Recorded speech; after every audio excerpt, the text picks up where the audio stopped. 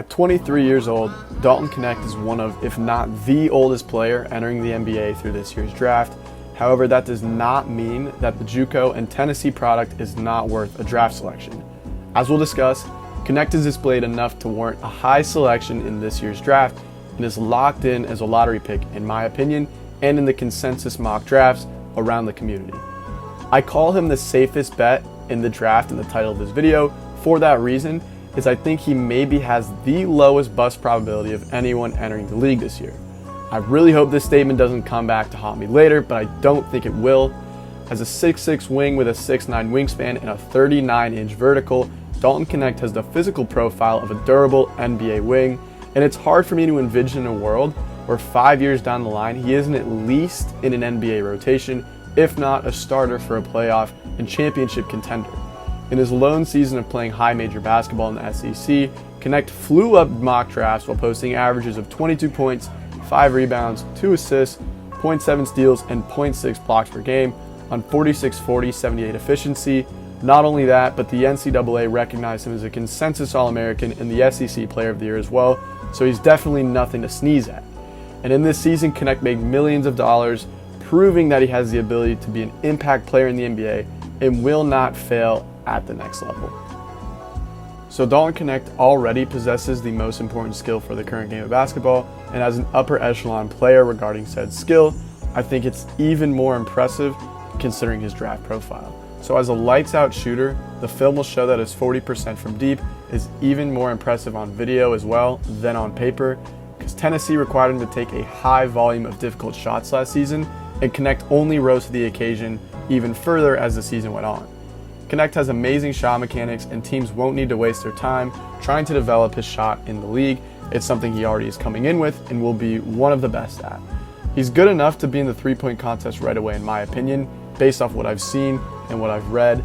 He's a great movement shooter, which is really important, and he has the ability to fly off screens and quickly rise up for a shot at the mid-range, behind the arc, and even further for deep threes as well. Knecht was in the 88th percentile for catch and shoot jumpers last season, and it didn't really matter if he had a strong contest, was wide open, or had anything in between, since he has a quick and high release that pairs with his plus wingspan and gives him a very difficult to block or even contest, for that matter, jump shot. Since he has those long arms and he jumps really high and he releases really high and uses his body really well, it's hard for even the biggest defenders to find an angle on that shot. And so with that in mind, it's interesting to know that he shot contested jumpers at a rate higher than 93% of college players last season, but even though he shot at such a high volume, he was more efficient than 85% of college basketball players with contested jumpers. So high degree of difficulty, but very promising efficiency. He likely won't be asked to take many of these right away, and so even though he had a pretty low average dribble jumper, I think it's a relatively unimportant skill for Knecht to have immediately. So very efficient contested jumper, but low level dribble jumper. I think there is a chance there because he has a decent handle. He can pair the two together and end up building on his career as he goes on. It's something he can add, and maybe that is the key to how Knecht can go from high level role player to superstar status outlook, which I think is, not as likely, but certainly possible. But he's definitely somebody that I can see, for the most part, pairing with his active feet and his great off-ball movement. I think he's going to be perfect for the out-of-bounds plays that the NBA has to offer. He already has done pretty well in Tennessee with a lot of out-of-bounds plays, but I think he's somebody that teams will want in those final moments where they can have misdirections from the superstar and get a look at the end of the game for three with Dalton Knecht if the superstar play isn't available. And I think a great example of this, something I've been thinking about while watching the film, is in Game 3 how the Indiana Pacers used Aaron Nesmith on that potential game-winning shot, because Nesmith, great shooter, great movement shooter, especially while fading.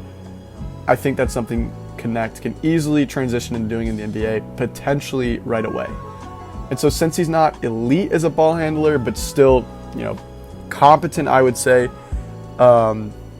he's excellent at relocating after a pass and using the layout of the players on the court to find an open shooting pocket, similar to how Cody Williams did that movement in my video about him, although I would like to say that Knecht is a much better ball handler than Cody Williams right now. And then lastly, Knecht is great at getting to his spots, which is something that a lot of NBA players take strong advantage of, especially in the mid-range for Knecht. It's tough to stop him from getting just above the free throw line, and even more difficult to stop his high release fade from there. He seriously gives some teams some trouble with his mid-range resurgence, and then especially how that's happening in the NBA as well. It's something I think he can do, especially in the pick and roll, where slower bigs might switch on him, or even if they're in the drop, they might not be able to keep up with him. And so he can pair with a potential snake dribble and rise up at the free throw line, which is the bread and butter of Chris Paul, which is a move Chris Paul played for many years. And even though it's not a one-to-one, obviously Knecht is nowhere near the level of Chris Paul from ball handling or even shooting in the mid-range. I like to draw this comparison just to say that his go-to move is tested, approved, and trusted in the NBA, and it's shown to work. And so perimeter work is definitely the calling card for Dalton Knecht, and with his proven efficiency, I'm certain he'll translate to become a strong jump shooter at the next level. And there's just been an inconsistency. You see that over the next 3 or 4 games, you can believe, right? Boy, Knecht this. And now they got Aiden Shaw and Noah Carter playing interior defense. Knecht challenge 3. Knecht being trailed by Bates. Here he is. Deep 3. Oh! Hidden component of what this championship recipe could look like. Knecht again. And to Knecht for 3. And he's just another reason why Dalton Knecht came to Tennessee. got it. A competitive household, whether it was basketball or board games, card games at the family table. He's got phones at that. Do not connect.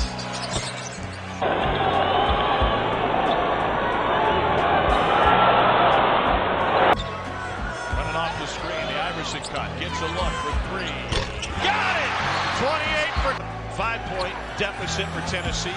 South Carolina's probably going to escape this one. Oh! So with his 39-inch vertical, it's pretty clear that Dalton Knecht is a crazy athlete, and as a finisher, Knecht was in the 66th percentile and was very effective at rim finishing when shooting in the lane, around the paint, and through drives. And so he has a strong handle on drives and has a great awareness of the defenders around him, and he knows when to shoot, which is very important because if you watch my video about Cody Williams, you can see how much better Knecht really is at handling pressure on drives than Cody Williams, and so you can interpret that however you'd like. I think I'm drawing this comparison because it's important for you guys to realize, since they're in similar draft positions, GMs are likely going to have to sort through these problems when looking at different wings and what they value in the draft. But back to Dalton, he can use his athleticism to make in-air adjustments around players, switching hands or often going up and under to find a way to score.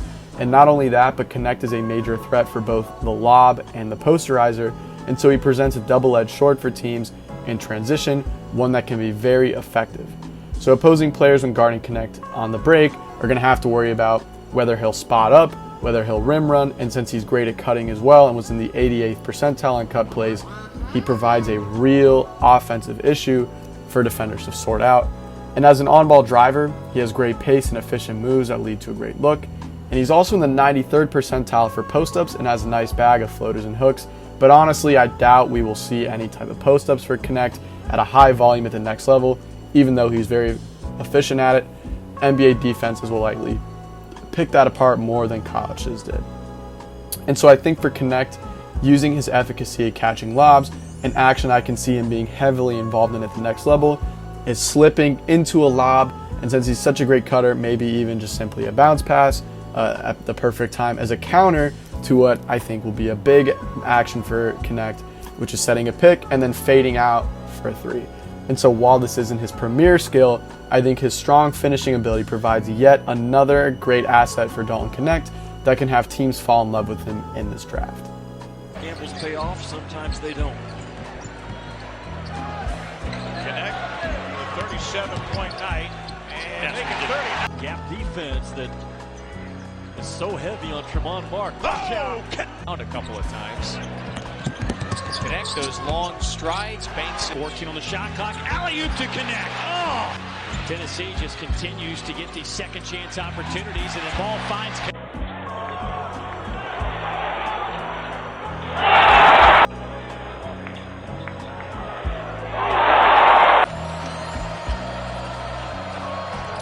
on the drive. That's an aggressive aggressive take. Everything working right now for Kentucky.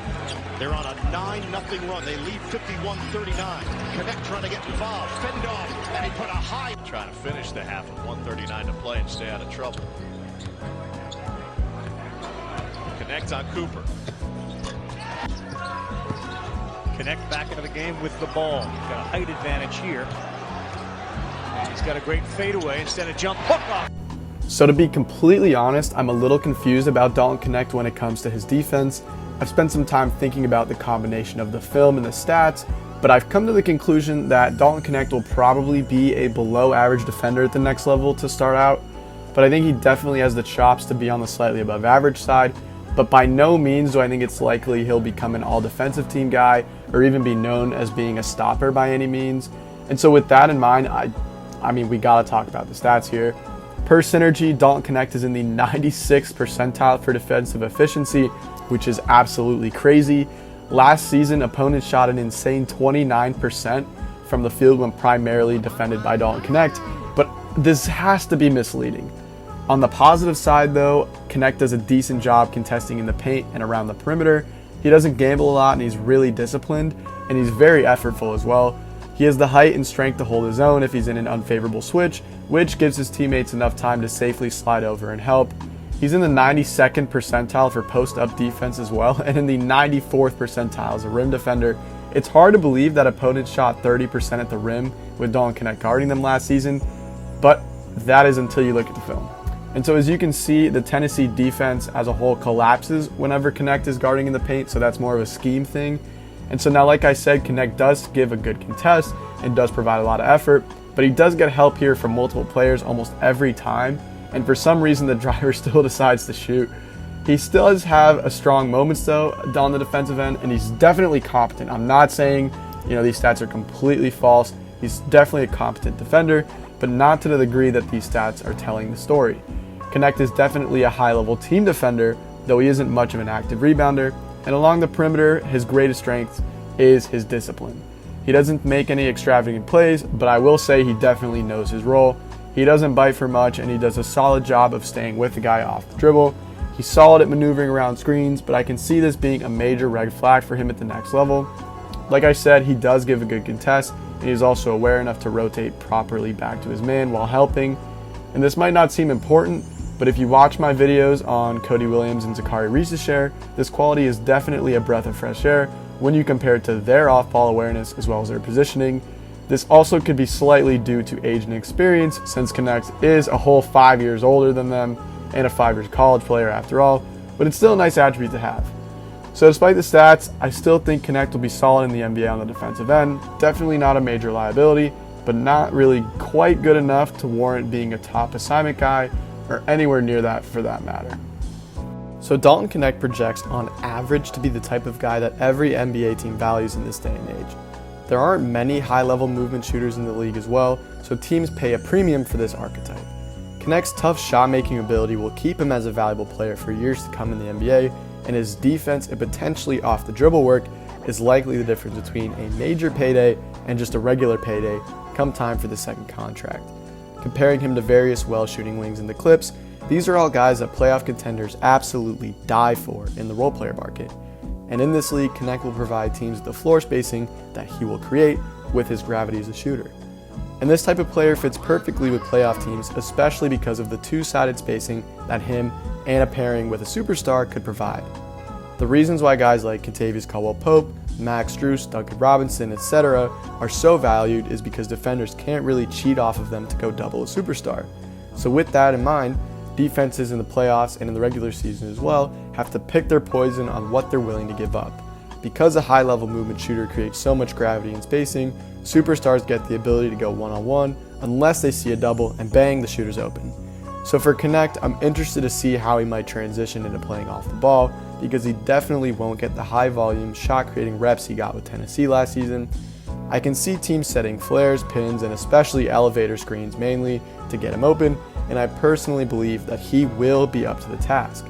He'll have to be quicker making decisions as well as better to play this role, which I think he can do. His on-ball creation is still valuable though, and I think his number will be called somewhat frequently at the next level. Regardless though, I think he'll soon become an addition to the brotherhood of movement shooting wings that teams pay a lot of money for. This is a textbook high-level role player archetype, and he fills it perfectly. So with everything in mind, you can see why I've called Dalton Knecht the safest bet in this year's draft. A lot of guys across the draft will have a lot more questions than they have answers, and that especially goes for the wings. I would say that Knecht has one of the highest probabilities of making it to a second NBA contract than anyone this year because of how strong he is at the most important skills. And he also has a pretty low floor in the NBA, especially since he can knock down shots. I think Knecht can fit in with pretty much any team that drafts him this year, as long as they don't have a plethora of shooting wings, but I would say he's probably better suited for teams closer to the end of a rebuild than ones who are at the beginning at the high lottery mark. Now, I do think Knecht could have a lot of upside, especially as a scorer, but at 23, he's likely more to forecast as a prolific role player than anything else, and he probably is a little bit more what he's going to be as a complete player when compared to guys like Zachary Richer, Cody Williams, Ron Holland, or the other younger wings in this year's draft. I think it could be interesting for Atlanta or Houston to maybe trade back and select him somewhere later in the lottery, depending on what they get in that trade. But honestly, I think he's also would be a great fit for any team with Portland at 7 and onwards. And so while he might go later than this, I think as a GM looking through this draft, you could be happy to select Dalton Knecht in this range, just based off who's up and down the ladder here. Overall, Dalton Knecht is one of my favorite prospects to enter the league this year due to this lack of risk that he provides. He's not jumping off the page as somebody with an insanely high upside, as I've been saying, but he's definitely a very low risk, medium return asset. And so with that in mind, I think, as a general manager, it's not an incredibly risky move. And so since I'm saying Dalton Knecht is the safest bet, he's absolutely a worthy selection in the 2024 NBA draft.